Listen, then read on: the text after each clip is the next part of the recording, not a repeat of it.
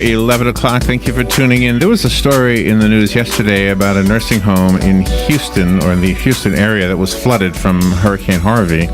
And the photograph that made its way around the internet showed some elderly folks. Closest to the camera was a woman in what it looked to be a wheelchair. Maybe it was one of those electric wheelchairs. I don't know. But her lap was covered with water. That's how deep the water was. There was another lady not too far from her sitting in what looked like to be a recliner. And again, she was covered. Her lap was covered with water.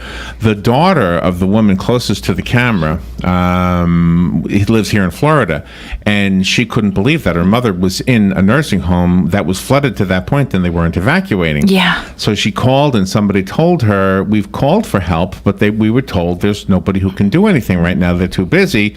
Hang on.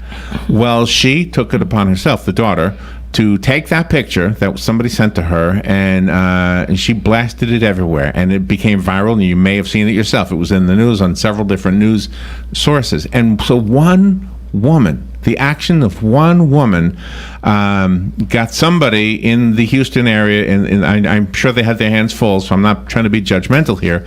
I'm just trying to introduce you to a guest who has a really important point, that you are not helpless. You are, especially with today's tools, you are able to do so many amazing things.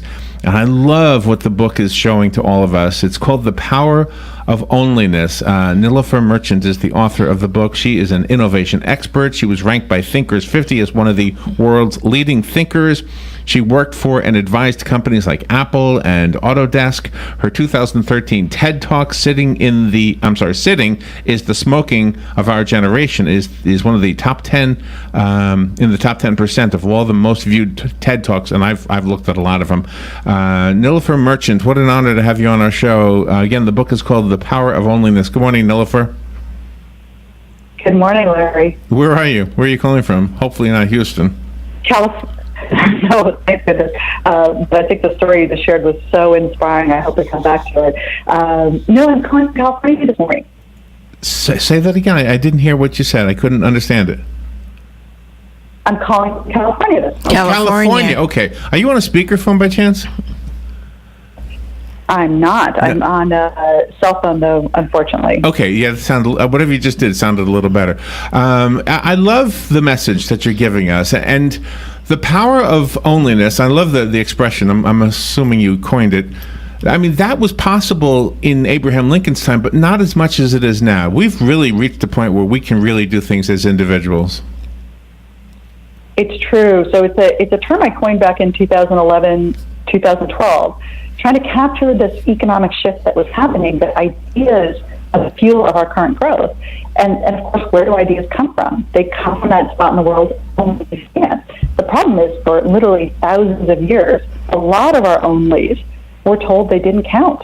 Yeah. And so for, let's say, a really young person, or the daughter, she could have gotten called into that hospital or that retirement home and been told, we can't do anything, you're not in charge. And yet she was able to mobilize an entire community of people to be able to create some real change. So that's the power of onlyness in action. It is amazing how some people in history still managed to rise to the point where people paid attention to them, even though they were one person. But I think your point is that we all have always had this, but now it's even more so. It's true. The one thing that we've not been able to do is scale ideas born of different onlys.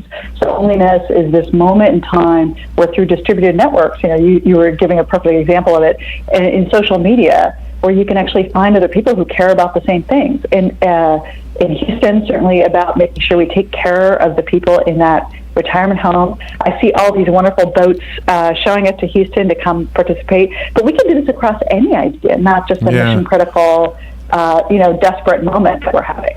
I have a story from Robin. Robin is my co-host and partner here, and years ago she was mentoring a young girl. For how many years did you mentor? 5. 5 years you mentored her, and they were going to go on a field trip. And I should let you tell the story.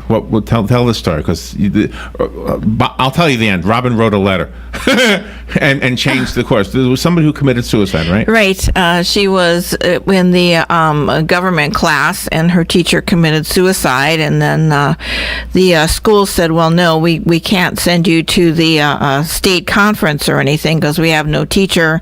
So I wrote a letter to the state's attorney. I wrote a letter to the school board and a few other notable people within the state government, and lo and behold, someone stepped forward and said, we're going to go down there and take you to your, there's no sense you missing this opportunity. And one of the students in her class was elected treasurer for the whole state for the government classes for public schools.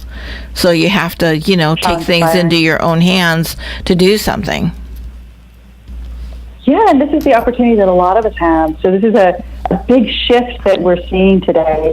Instead of being limited by where we were born or the status that we might have because of that, we have the ability to reach anywhere and based on what do other people care about. And it's so inspiring that you were able to put your heft behind this friend so that she could get her life more actualized.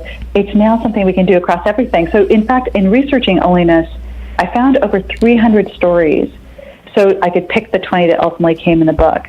And I'll tell you, this shift in thinking about how we conceive of ourselves as powerful, not just what we were born into, our socioeconomic status, our race, all that stuff, but figuring out who we are based on what we care about, turns out to be a different way of holding on to our own ideas and making them turn into reality. It's for that reason that the book is an inspirational book, but it's more than just a pep talk. I believe you've given us a few how-tos just by the examples. So the book is a how-to book as well. I mean, if you've ever wondered how can I make a difference, the book I think will help you figure that out. I love the message that you deliver, Nilofer, and I love the picture of you in the back. By the way, it's very artsy and it just speaks. All that art stuff always speaks to just break the mold and do something new for a change.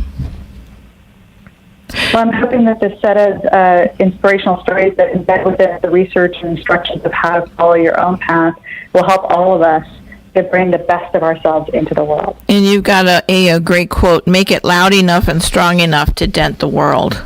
I just love that. Yeah, that's perfect. Well, and I use the word dent. I use the word dent because even small things can make a huge difference.